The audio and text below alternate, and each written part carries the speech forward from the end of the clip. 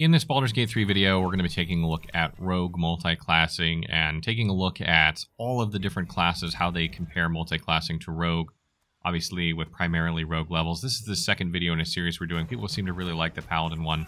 We're going to go into how you would multiclass a Rogue, what are the best Rogue multiclasses, and like what are the breakpoints, how many Rogue levels would you take compared to other classes. And let's take a look at Barbarian Rogue multiclassing first. This is a pretty good pairing in my opinion, mostly because of Reckless Attack. Reckless Attack allows Barbarians to have advantage on their melee attacks in exchange for enemies having advantage against them. And why this is really good is that one of the ways Rogues can reliably pull off their sneak attack is by having advantage on their attack. So this gives them a way to have advantage with every single melee attack they do. So if you're trying to pull off sneak attack, this is a very, very easy way to do it. So probably the highest you would go in this pairing is 10 Rogue, 2 Barbarian, and that's to pick up Rage, which will boost your melee attack damage, and also give you some damage reduction, and also give you access to Reckless Attack, so you can get that advantage in order to trigger sneak attack very easily. And you would still maintain 3 feats, because Rogues gain an extra feat at level 10. So if you go down 1 to 9 Rogue and 3 Barbarian, you're going to lose that feat that you had at 10 of Rogue. In exchange, you're going to gain a subclass feature from Barbarian. You're going to get to pick between one of the Barbarian subclasses. And these can be pretty good. They can give you an option to, use your bonus action to make an extra attack if you go Berserker.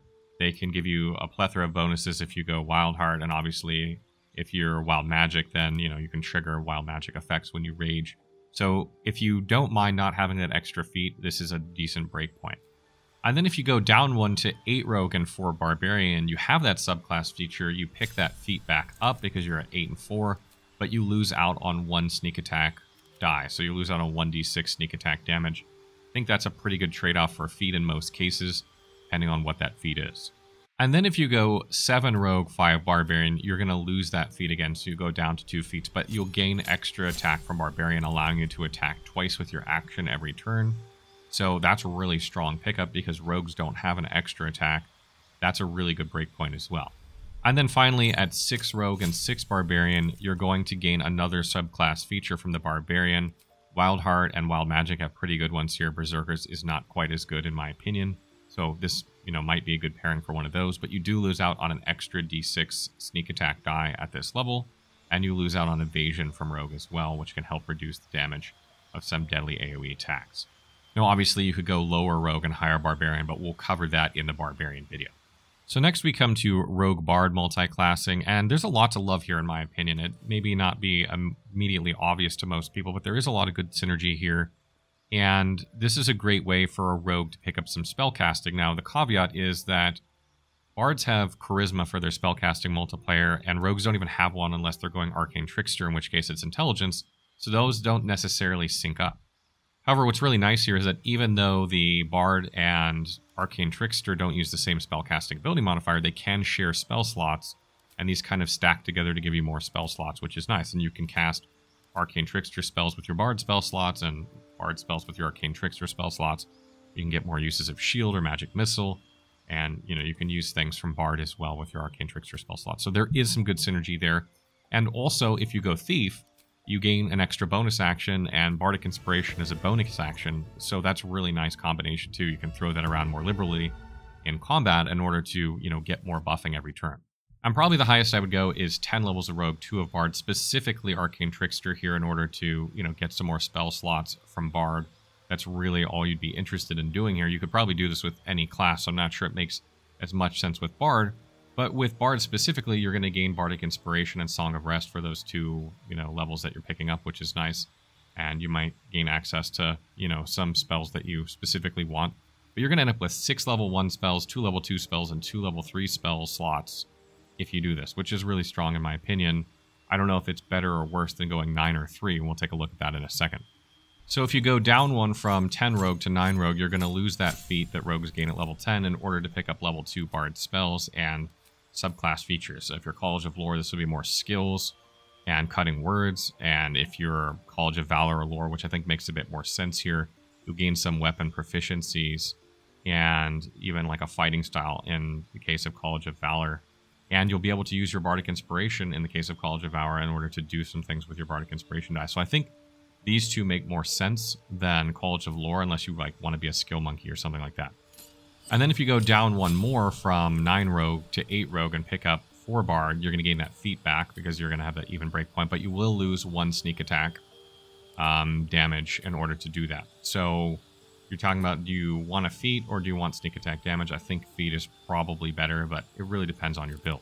And then at level 7 Rogue, 5 Bard, you lose that feat once again, but you pick up Bard level 3 spells, you gain a level 4 spell slot.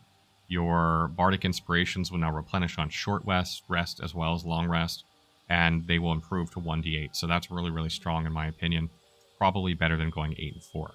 And then if you go 6 Rogue, 6 Bard, you lose a d6 sneak attack again, and you lose evasion, but you gain extra attack if you pick Valor or Swords for your subclass, and you gain extra magical secrets if you pick Lore. And you also have another level 4 spell slot. So it's kind of a tough decision here because I think this is probably better than 7 and 5, even because extra attack is just so strong in terms of the amount of damage you can crank out. Losing 1d6 to get an extra attack in return will easily offset that. Yeah, I think that's just a better pickup. Plus you get all the bonuses that you would gain at level 5 Bard too, so I think that's definitely a better way to go. So in my opinion, I think it's probably better to go like 10 or 9 Rogue or go all the way down to like 6 and 6. I think that's probably what you want to do here. Going like the middle 8 and 4, 7 and 5, not as good as going all the way 6 and 6, or just kind of staying like 10 and 2, 9 and 3. So moving on to Rogue Cleric Multiclassing. Again, this is another tough one where at first glance it doesn't seem like there's a lot of synergy between these two classes, because Clerics use Wisdom for their spellcasting ability modifier, and Rogues use Intelligence if they're playing Arcane Trickster, otherwise they don't have a spellcasting ability modifier. However, Wisdom is a very good stat for Rogues because it affects their perception and it also affects their survival, which allows them to spot traps and hidden objects and things underground that they can dig for loot. And because they're typically the one that's going around exploring and doing the disarming and trap, lockpicking, etc., it's really good for Rogues to have high perception, and having high Wisdom can really help them have that. Additionally, there is some synergy between the Trickery domain and Rogues. There is a big focus on that specific domain of stealth. Since Rogues are typically stealthy characters, Trickery, Cleric, and Rogue synergizes particularly well. And if you're talking about Rogue Cleric, I think the highest I would go on Rogue is probably 11 Rogue, 1 Cleric. That would give you a couple spell slots from Cleric. It would also give you a subclass feature. And it would give you, in that subclass feature, a lot of the Cleric subclasses have like martial weapon proficiency or heavy armor proficiency, something that Rogues can really benefit from, particularly martial weapon proficiency from Tempest or War Domains are really good on Rogues if they're just going to dip 1 level in there. And you would basically be trading that for a feat in that case. And if you drop down to 10 Rogue and 2 Cleric, you're going to gain another spell slot. You'll gain Channel Divinity of whatever subclass you choose. You'll gain Turn Undead, and you'll lose a sneak attack die in order to gain those things. But if you're playing an Arcane Trickster, you'll actually have level 3 spell slots here at this breakpoint, which is really good. And, I think if you're playing a Rogue with a, Wizard, with a Sorcerer, Bard, Druid, or Cleric particularly, you're very likely to multi-class them with an Arcane Trickster because those spell slots are interchangeable, right? Like you can cast your Arcane Trickster spells using the same spell slots you got from Cleric, and you can cast the Cleric spells with the Arcane Trickster slots. They're interchangeable that way, assuming you have the same level, obviously. So there's a lot of synergy there in that regard, and I think it makes a lot of sense to do that if you're going to play an Arcane Trickster. It's not always the best fit, but it is pretty good a lot of the time. So then if you go 9 Rogue, 3 Cleric, you're going to have access to level 2 Cleric spells and domain spells, so like whatever the domain is that you chose, you'll have some specific spells you get from there, and you'll have 1 less feat because Rogues, again, get a feat at 10, so you'll have 1 less feat in order to gain those things. Now, at 8 Rogue and 4 Cleric, you go back to 3 feats, but you lose 1 sneak attack d6 die. I think that's a pretty good trade in most of the cases. So again, I think this is probably a better breakpoint than 9 and 3. At 7 Rogue, 5 Cleric, you have 2 feats instead of 3. You do gain access to level 3 Cleric spells. If you're playing an Arcane Trickster, you'll have level 4 spell slots. And you'll also gain Destroy Undead at this level. And in my opinion, compared to Bard, where 6 and 6 I think was better than 7 and 5 generally, 6 Rogue and 6 Cleric I don't think is quite as good as that, and I would recommend staying at 7 Rogue and 5 Cleric if this is as far down you want to go. Because at 6 and 6 you lose that sneak attack die, you lose evasion, and you gain a Cleric subclass feature and a level 4 spell slot, in exchange for losing those. but the Cleric subclass features are not that strong, in my opinion, compared to what you gain from the Bard subclass features at the same level. So I think 7 and 5 is better than 6 and 6 for Cleric, or 6 and 6 is better for Bard. And I do want to mention, too, that the Trickery domain gains Pass Without Trace at level 2 spell slot, so at level 3 of Cleric, if, any of these matchings. And that's why I was saying that it's a good pairing, because that allows you to get plus 10 to your stealth checks as long as you maintain concentration on that, which makes it very, very hard to fail a stealth check. Like, you almost have to critically fail in order to stealth fail it, because you get 10 added to whatever you roll, and most stealth checks are about 12 or 15 anyway. So that's really, really strong if you're trying to play like a stealthy, rogue. Now, moving on to Rogue Druid multiclass, this is a tough one because, as I mentioned in the previous video, Wild Shape doesn't synergize a lot with a lot of things in this game, and it doesn't synergize with Sneak Attack, meaning if you're Wild Shape, then you can't Sneak Attack. So you're not probably going to be using Wild Shape, which means Circle of the Moon Druid is probably out if you're multiclassing with Druid and Rogue. That leaves Circle of the Land, and it leaves Circle of Spores, and Druids aren't front-loaded a lot like the way Clerics are. Clerics gain a lot of things at levels 1 and 2, so there's a lot of reason, in my opinion, to take 1 or 2 levels of Cleric for a lot of builds. But Druids typically just get stronger with Druid features as they level up, so you're definitely going to want to take, 4, 5, 6 levels of Druid when multiclassing with Rogue most of the time if you really want to get something out of Druid. Otherwise, you might be better off going with a different class. And again, because Druid is a spellcaster class, you're probably going to want to play your Rogue predominantly as an Arcane Trickster to get more spell slots to use in between these classes. You'll probably favor Wisdom for your spellcasting and just take a few utility spells from Arcane Trickster that don't really require high intelligence. So probably the highest I would go in Rogue would be about 8 Rogue and 4 Druid. And that's because at this level, you gain 3 feats still, which is good. You gain level 3 spell slots that you can use to cast, either of your spells with. You have level 2 Druid spells, which is great. You gain 2 uses of Natural Recovery, allowing you to regain some spells. And if you're playing a Circle of Land Druid, or you gain Symbiotic Entity and Halo of Spores.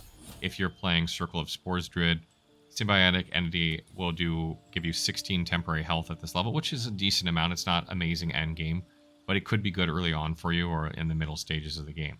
So then if you don't go 8 Rogue, 4 Druid, you might go 7 Rogue, 5 Druid. You would only have 2 feats at this level, but you would gain level 3 Druid spells. There's some pretty good level 3 Druid spells in my opinion. And if you went Circle of the Land, you'd have 3 uses of Natural Recovery. And if you went Circle of Spores, Symbiotic Entity would just get a bit stronger here.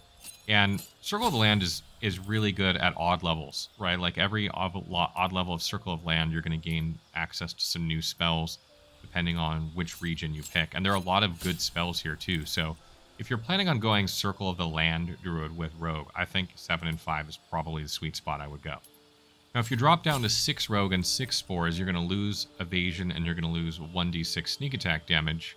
But what you're going to gain if you're a Spores Druid is you're going to gain Fungal Infestation and you're going to gain improved Halo of Spores damage. So that may or may not be good for you depending on how you want to play your Rogue. Maybe you just want the extra health and extra damage and you're not really trying to summon a minion army, and you might want to stop at 7 and 5 or 8 and 4 or something like that. But if you really want to get into that aspect, you're definitely going to want to go 6 Spores Druid. Now if you go 6 Circle of Land at this level, you basically aren't stopped by difficult terrain, but you lose Evasion and 1d6 sneak attack damage to gain that, and I don't think that's worth it in my opinion. You could get that on boots or something if you really want it. Take the extra damage and take Evasion instead of that if you're going to go Circle of Land. So next we'll take a look at Fighter Rogue Multiclassing. This is a great pairing in my opinion. Even just taking a couple levels of Fighter can really benefit the Rogue. I think that's probably true for a lot of classes in Fighter. But I think Rogue gets, a little bit more out of it. First of all, the fighting style that they gain from one level of Fighter can be used for 2-weapon fighting, which typically benefits Rogues that are dual wielding, or they could take Archery or something like that, giving them more accuracy when they're shooting with their bow. So I think, out of all of the classes, Rogue is one that can really take advantage of that one dip into Fighter, probably more than most other classes. And another thing they can obviously get from Fighter as well is weapon proficiencies, armor proficiencies. Rogues don't have a ton. So gaining that from Fighter can really benefit and give them a lot more flexibility of what they can use in combat. So again, if you go 11 Rogue, 1 Fighter, you're going to pick up essentially a fighting style, which will probably be 2-weapon fighting, dueling, defense, or archery in most cases. You'll gain second wind and you will lose a 4th feat to gain that. I think that's a pretty good trade most of the time, especially with those proficiencies that you're going to gain. And then at 10 Rogue, 2 Fighter, you're essentially losing 1d6 sneak attack damage for Action Surge, allowing you to use another action in combat. And I don't know if Action Surge is worth the trade here, because rogues don't have extra attack like, you know, fighters do. So when fighters use Action Surge, typically, at least after level 5, they're going to, you know, do their 2 attacks, Action Surge, and then gain 2 more attacks, giving them 4 attacks in a round. But a rogue would only do their attack, Action Surge, and then probably only do their attack again, giving them 2 attacks. So it's not as effective on a rogue, and losing 1d6 sneak attack damage gives you a little more burst, but you're going to lose out on that sneak attack damage every round. So I'm not sure it's worth the trade in this case. And then if you go 9 Rogue, 3 Fighter, essentially what you're saying is you're going to trade your 3rd feat in order to pick up a subclass for Fighter. And this could be really good depending on how your build is. Champion gives you better critical chance. If you're kind of going for a crit build, sneak attacks damage. If it crits, rolls double as well as the regular attack itself. So that can give you very, very good burst. That's not a bad pairing if you're kind of going down the critical route. You could pick up some extra damage from Battle Master with their superiority die and a couple other things. And if you were going 9 Arcane Trickster and 3 Eldritch Knight, in my opinion, there really isn't a reason to pick this up. Because unless you're planning on like throwing your weapon or something, which doesn't seem like something a rogue would really do, you'd be better off going 10-2 and keeping that feat. Because you're going to come out with the same spell slots anyway. So then if you go down to 8 Rogue and 4 Fighter, you gain that 3rd feat back, and you lose 1d6 sneak attack damage to gain it back. And I don't think there's a huge reason to go 8 Rogue, 4 Fighter, in my opinion, because if you're going Arcane Trickster, Eldritch Knight, again, you'd be better off going 10 and 2 so that you have the same amount of feats, but you don't lose a sneak attack die.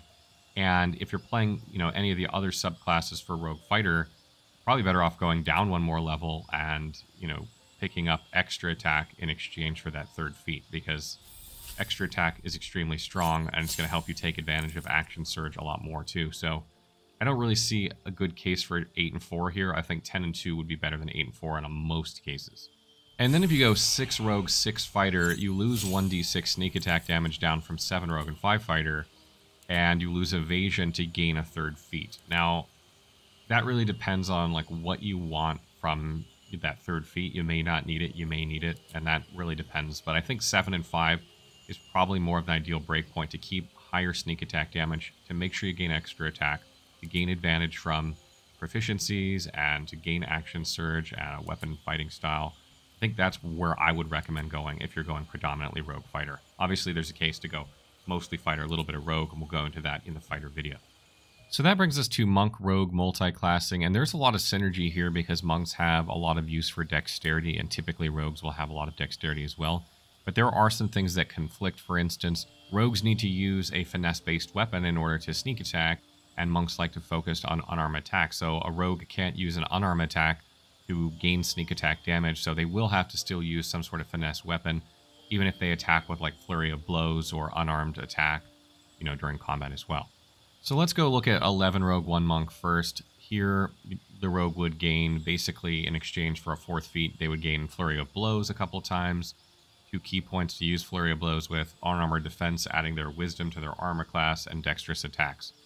I don't think this is a good spot for Rogue Monk because 2 key means 2 Flurry of Blows before they run out. That's not much. Unarmored defense could give them a little bit of armor, but they're probably not going to crank a lot of wisdom with this build. So it's probably light armor, probably does about the same.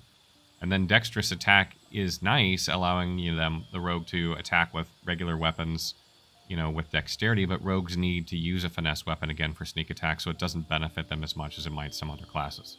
So then if you drop down to 10 rogue and 2 monk, the rogue will lose out on 1d6 sneak attack damage to gain unarmored movement, patient defense, and Step of the Wind. Step of the Wind is kind of an overlap here because rogues basically have this anyway with cunning action dash and cunning action disengage. The patient or the monk version is slightly better, but it does require key, and you wouldn't have a lot of key here to use it. Patient defense is very good. Protect the monk. That's probably the best pickup here. And unless you're on armored, unarmored movement isn't going to really help you. So if you really like patient defense and you want to give your rogue a way to defend better in combat, this is not a bad trade-off. You'd still maintain 3 feats. You just lose 1 sneak attack damage for that. So it's kind of whether you want more offense or more defense. At 9 rogue, 3 monk, you lose your 3rd feat, but you gain deflect missiles, which is really nice, particularly if you have high dexterity and you gain a monk subclass. And for instance, if you go Way of Open Hand, you can topple enemies and make them prone, which then gives you advantage on your attack, allowing you to trigger sneak attack more easily. So there is some synergy here, and I definitely think, you know, there is a case to be made for 9 Rogue 3 Monk if you went 10 Rogue 2 Monk. 9 Rogue 3 Monk's probably a better sweet spot than 10 Rogue 2 Monk. So essentially, if you go 8 Rogue 4 Monk, you're gaining that third feat back, but you're losing 1d6 sneak attack damage, and you're losing a Rogue subclass feature. Rogue subclass features don't tend to be that strong, in my opinion, anyway, at level 9, so that's not like a bad loss necessarily, but you're basically saying, I want a feat, I'm going to lose 1d6 sneak attack damage. And that's, you know, really up to you how you want to do that. Now, if you go 7 Rogue, 5 Monk, you're essentially trading that feat for extra attack and stunning strike. I think this is a much better breakpoint than 8 and 4 if you're going this far anyway, because extra attacks can allow you to attack twice every turn, and because you can use stunning strike in order to stun an enemy so it might not be able to attack, and you can also trigger sneak attack on that attack if you're using a weapon. This is a really, really good pickup in my opinion, and 7 and 5 in my opinion is much better than 8 and 4. And then finally we come to 6 Rogue, 6 Monk, and essentially what you're saying here is you're going to lose 1d6 sneak attack damage and evasion in order to gain a Monk subclass feature. And there are some great Monk subclass features here, particularly if you go Way of Shadow, allowing you to use your bonus action to teleport from Shadow to Shadow a very long distance, and then have advantage on your next melee attack that will automatically trigger your sneak attack, which is great for a rogue. If you're talking about Wave the Open Hand here, you pick up some unarmed damage that you can use with Flurry of Blows or your unarmed attack as a bonus action. So that's really good. And again, if you're like a thief, for instance, and you have an extra bonus action, you know, there's some good pairings here with Monk, because you're going to be able to use those bonus actions a lot more easily with Flurry of Blows or, again, Shadow Step if you went Way of Shadow. So there's a really good synergy here for those two subclasses. I don't necessarily think Way of the Four Elements is worth it, even though they have some new spells at this level, but you could select that as well. So next we move to Rogue Paladin Multiclassing. We covered this a bit in the Paladin video, but we're doing it on the flip side now, where you have mostly Rogue levels and a few, or, you know, half Paladin levels. So you can kind of see how it would be multiclassing the other way. And there are some synergies between these two classes that you might not see at first glance. For instance, if you take Arcane Trickster, you're going to have a lot more spell slots when you combine with Paladin that you can use for Divine Smite than if you take, like, Thief or Assassin. So that's not a bad pairing in my opinion. And also Arcane Trickster allows you to have more spell selection, like be able to gain Shield to gain even more armor class on your Paladin, or in order to gain something like Blur to give enemies disadvantage against you. So there's some nice spell selection that you can gain from Rogue Paladin if you go Arcane Trickster.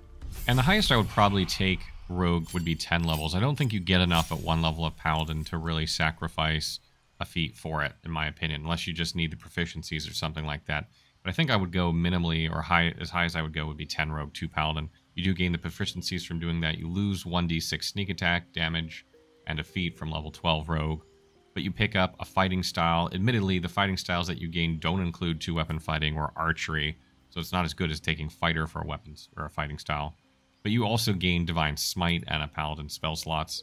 So Divine Smite is obviously huge. The damage from Divine Smite can really boost your rogue when you hit enemies, combined with, you know, sneak attack damage. And then if you go 9 Rogue, 3 Paladin, you're losing your third feat to gain Divine Health and a spell slot. I don't think that's a great trade in my opinion. And if you go 8 Rogue, 4 Paladin, you're sacrificing 1d6 sneak attack to gain a feat. So you go back to 3 feats, you gain a Lay on Hand charge.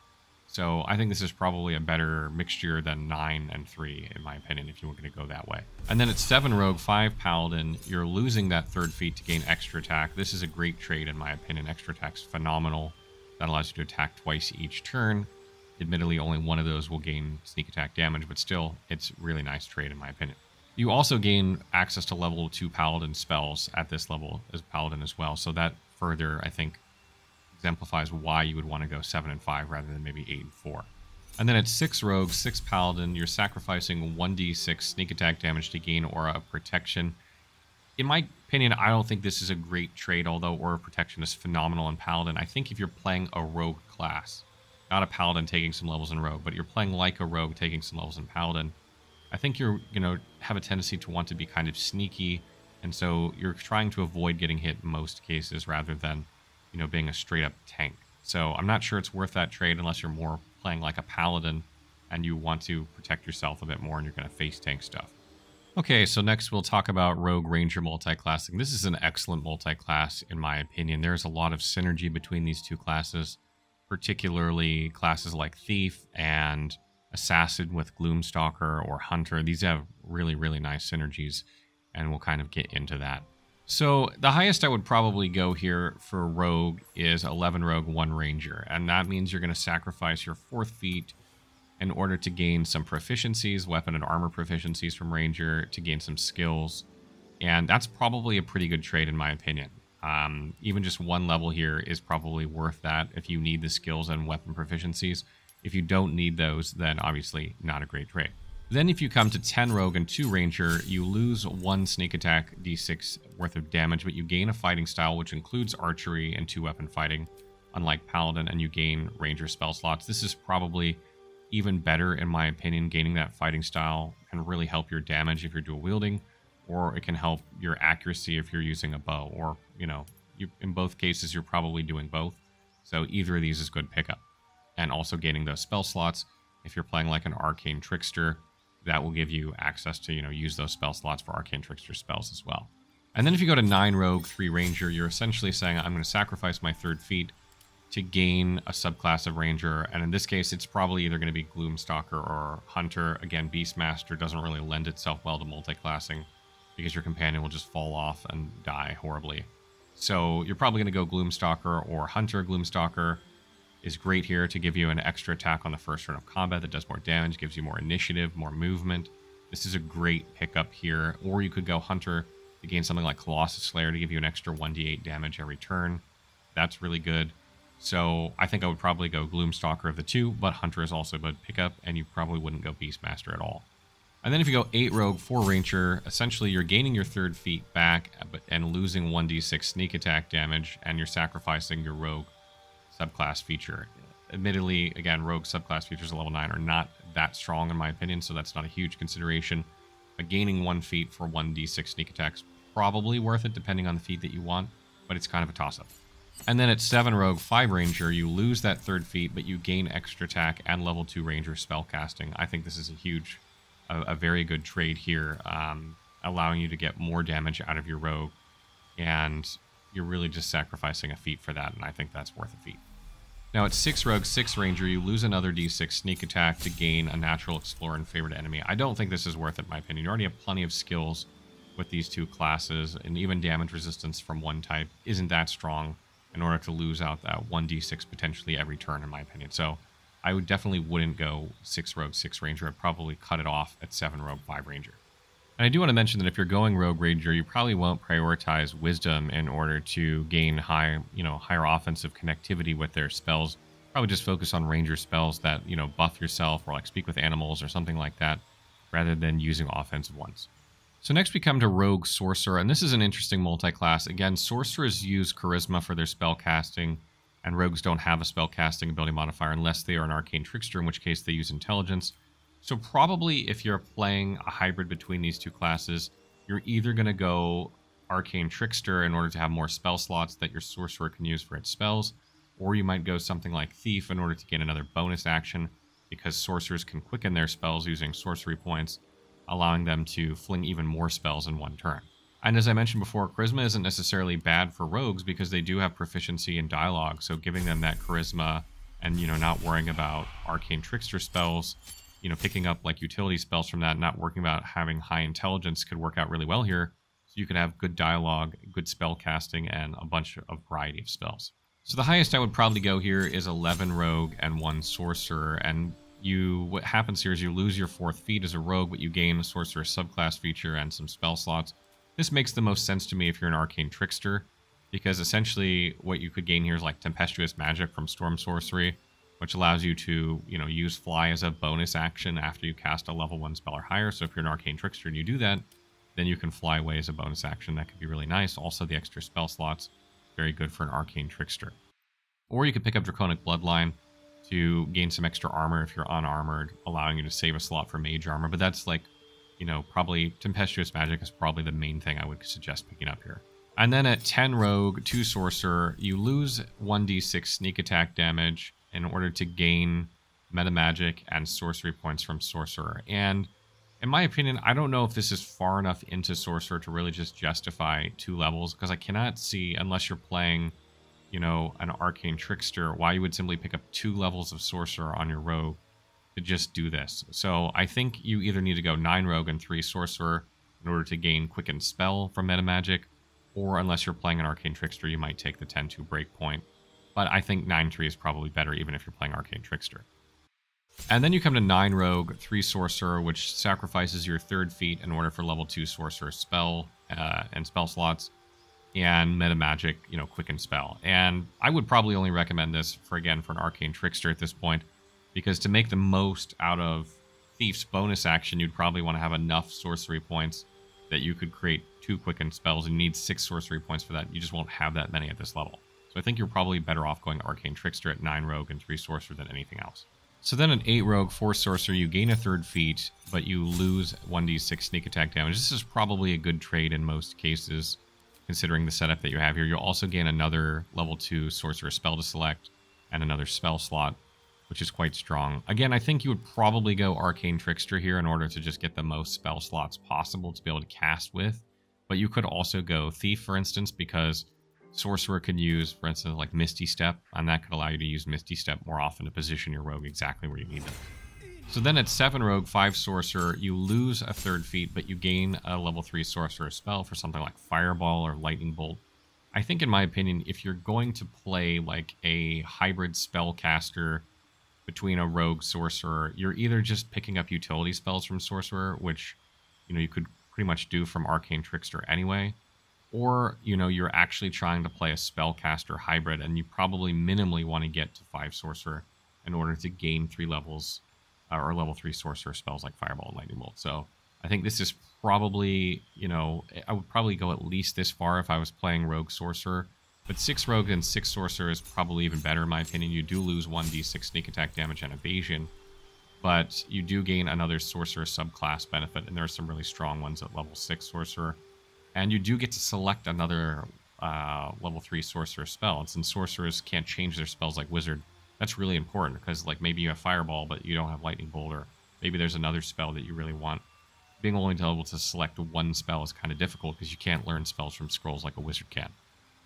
So next we move to Warlock, Rogue Multiclassing, and Warlock, just like Sorcerer, uses Charisma for its spell casting ability, but I think there's more synergy here between Warlocks and Rogues than there are between Sorcerer and Rogues, and that's because at level 3 of Warlock, they can get Pact of the Blade, which allows them to use their Charisma modifier for their attack and damage rolls with their melee weapon, and that can allow a Rogue to just focus on Charisma if they're playing like a melee character, and try and get sneak attacks with their Charisma modifier, and then cast spells with their Charisma modifier also, so they wouldn't need to like pump Dexterity super high.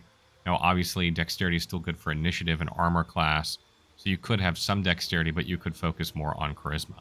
And because Warlock spell slots function differently than normal spell slots, I'm not sure Arcane Trickster has any more priority than they would playing with like another spellcaster. Arcane Trickster makes a good case to multi-class with other spellcasters so they can combine their spell slots. It's not so much the case with Warlock, in my opinion. So the highest I would probably take Rogue here is 10 Rogue and 2 Warlock. What happens here is that you lose your 4th feat, you lose 1d6 sneak attack damage, but you gain 2 Warlock spell slots that replenish on short rest, gain Eldritch Blast, and you gain 2 invocations, or Eldritch invocations, that you can use to upgrade Eldritch Blast or get something else. And this can be quite nice, in my opinion, if you have a decent amount of Charisma. However, I think it makes more sense if you're going to do this to go 9 Rogue and 3 Warlock. You'll lose that feat, but you will also upgrade your Warlock spell slots to level 2, and you can pick up Pact of the Blade in order to focus on Charisma. Now at 8 Rogue and 4 Warlock, you gain a 3rd feat back, but you lose some sneak attack damage, and you lose a subclass feature from Rogue. If you're playing Arcane Trickster here, I don't know if I would do this one, because I think the disadvantage on spells from Stealth works really well by having the Warlock spell slots, so that can be quite nice. But if you're playing one of the others, this is not necessarily a bad trade. Just depends on what you need from, you know, your Rogue. Do you need that feat, or do you need the sneak attack damage? And at 7 Rogue, 5 Warlock, you lose a feat, but you gain, if you went Pact of the Blade, an extra attack, and you also gain level 3 spells and spell slots. You gain other benefits from other pacts as well. But I think Pact of the Blade makes the most sense if you're going to play this style, because you're going to be meleeing as a Rogue.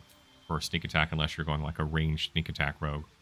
But if you're playing that way, then I don't think it makes a lot of sense to multi-class as Warlock. So assuming you're playing a melee sneak attack rogue, this is probably the best sweet spot here to gain an extra attack and to pick up those level 3 spell slots and spells for Warlock. Very, very good spot. And then 6 Rogue and 6 Warlock, you're essentially losing sneak attack and evasion to pick up a subclass feature. Warlock's subclass features at level 6 aren't that strong in my opinion, so I don't recommend doing this. And then finally we come to Wizard Rogue Multiclass, and I think probably the only reason you would multiclass Rogue Wizard is if you were taking Arcane Trickster, and there's probably very limited here because you have some overlap between, you know, the reasons you might want to pick Wizard. For instance, if you just pick a Rogue with a couple levels of Wizard for some utility spells, you might as well just take Arcane Trickster. But there is some nice synergy here between Wizard and Rogue because they both use Intelligence to cast their spells, so if you are going Arcane Trickster Wizard, then we'll kind of go through what I think the breakpoints would be for those. So the first most likely place that you might take here is 10 Rogue, 2 Wizard, and by doing so you lose your 4th feat, you lose 1d6 sneak attack damage, but obviously you gain Wizard spells and you gain a Wizard subclass feature. There's some great Wizard subclass features at level 2. This is a really good spot for a couple Wizards, and of course Wizards have the ability to gain spells from scrolls that are Wizard spells. So you would have level 3 spell slots at this point that you could learn, even though you couldn't learn Wizard level 3 or level 2 spells naturally through leveling up, you could learn them from scrolls, so you could still use like powerful level 3 and level 2 spells, which is great. The next place you might go is 9 Rogue, 3 Wizard. You lose a feat here to gain level 2 Wizard spells when you're leveling up, but I don't think this is worth it in my opinion, because again, you can gain whatever Wizard spells you want from scrolls, so why lose a feat in order to basically just get a free couple of spells? I don't think that's worth it in my opinion. So then it's kind of a similar situation with 8 Rogue, 4 Wizard. You're essentially gaining that feat back, but you're losing the subclass feature of Rogue, in this case of Arcane Trickster, if you were probably playing Arcane Trickster, which is most likely what you'd be playing, which is a bad one to lose in my opinion if you're trying to make like a hybrid spellcaster. And you don't gain any more spell slots for doing this. So you basically lose out on a sneak attack damage and a subclass feature for the same amount of spells, which I don't think is good. Now, when you make it down to 7 Rogue, 5 Wizard, you lose that feat that you would gain at 8 and 4, and you do gain access to Wizard level 3 spells from leveling up, and you will gain a level 4 spell slot, so probably the biggest reason to go here would be getting that level 4 spell slot to cast some sort of spells with that you could learn level 4 spells as a Wizard. That is a reason to go 7 and 5 in my opinion. I would either go 10 and 2 or 7 and 5 here. I don't think 9 and 3 and 8 and 4 work very well. Now 6 and 6 is interesting because you lose a little bit more sneak attack damage and evasion, but you do gain a Wizard subclass feature, and there are some good Wizard subclass features depending on which Wizard subclass you chose, and you do gain an extra level 4 spell slot. So 6 and 6 might actually be better for you depending on what Wizard subclass you chose and, you know, what you're gaining there. So you kind of got to weigh up that sneak attack damage and evasion versus that Wizard subclass and spell slot, and that's going to be kind of like a decision based on what decisions you already made for your subclass. So before we wrap up this video, there's a couple other things I want to mention that I sort of forgot to mention earlier that I'll mention now, and that's that at level 11, Rogues gain reliable talent, preventing them from rolling less than a 10 on their skill checks. This is really huge because it makes it very likely that they're going to succeed on their skill checks a lot of the time, particularly because all the bonuses they typically gain from proficiency and expertise. So going from 11 and 1 to 10 and 2 on some of these multi-classes, definitely factor that in. I mean, sometimes, for instance, you know, if you go 10 Rogue, 2 Fighter, you lose a d6 sneak attack and you gain action surge, you might think, well, that might be worth it to me. But you're also losing reliable talent when that's happening, and that's a big thing to lose. Same thing with, you know, 10 Rogue, 2 Monk. You lose a sneak attack damage, you gain unarmed movement, patient defense, step of the wind, but also you lose reliable talent. So it's something that I didn't mention. So keep in mind when you're going from 11 and 1 of something, 10 and 2, factor that into your decision as well. And the next thing I want to mention is that Rogues don't really gain a lot at level 6 of Rogue. They gain expertise in a couple skills, and they have expertise already as of level 1, so you might not need that expertise if you're multi-classing pretty heavily. And so even though you might take 6 levels of something like Monk or 6 levels of something like Paladin, you might want to take 7 levels of those and 5 levels of Rogue, or 6 levels of those, 5 levels of Rogue, and maybe something like 1 level of Fighter to pick up a fighting style and second wind, or you know, maybe you're multi-classing it with a caster and you want to take 1 level of fighter first in order to have Constitution saving throw proficiency. So there are some cases where you might want 6 levels of another class, but you don't really need 6 levels of rogue. 5 might be better for you, and picking up like 1 level of fighter might be a better scenario. So that wraps up our second video on multi-classing. I hope you guys enjoyed this one. There's a lot of data when it comes to multi-classing. I probably missed a couple things in here, but if you guys have other tips or if you have other comments or questions, please leave them in the comments below.